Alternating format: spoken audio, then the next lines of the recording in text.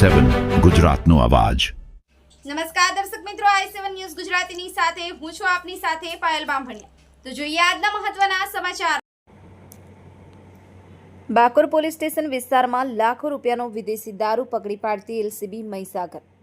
પ્રાપ્ત માહિતી અનુસાર પંચમહાલ ગોધરા રેન્જ પોલીસ મહાનિરીક્ષક શ્રી આરવી અંસારી સાહેબ તથા મહીસાગર જિલ્લાના પોલીસ અધિક્ષક શ્રી સફીન હસન સાહેબ દ્વારા પ્રોહિબિશનની અસરકારક કામગીરી કરવા તેમજ પ્રોહિબિશનની અસામાજિક પ્રવૃત્તિ કરનાર ઇસમો સામે કડક ખાતે કાર્યવાહી કરવાના સૂચન કરેલ હોય તે અનુસંધાને એલસીબી પોલીસ ઇન્સ્પેક્ટર શ્રી એમ.કે. ખાટ સાહેબના સૂચના અને માર્ગદર્શન હેઠળ સ્ટાફના માણસો જિલ્લાના અલગ અલગ જગ્યાએ પ્રોહિબિશનની તપાસ કરવામાં આવી રહી છે।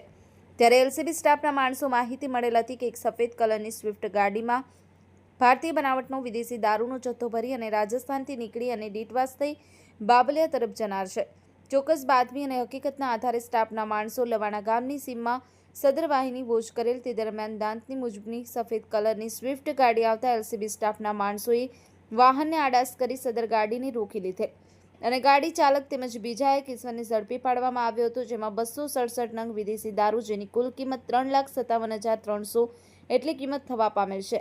સ્વિફ્ટ ગાડી મળી અને 8,77,300નો કુલ મુદ્દામાલ જપ્ત કરવામાં આવ્યો હતો। પકડાયેલ આરોપીમાં યોગેશ દેવપુરી ગોસ્વામી રહે મેવાડ ગામ સિમલવાડા, બીજો આરોપી વિશ્વજીતસિંહ રાઠોડ ખેરોદ ઉદયપુર, બંને આરોપીને પકડી જેલના હવાલે કરી દેવામાં આવ્યા છે।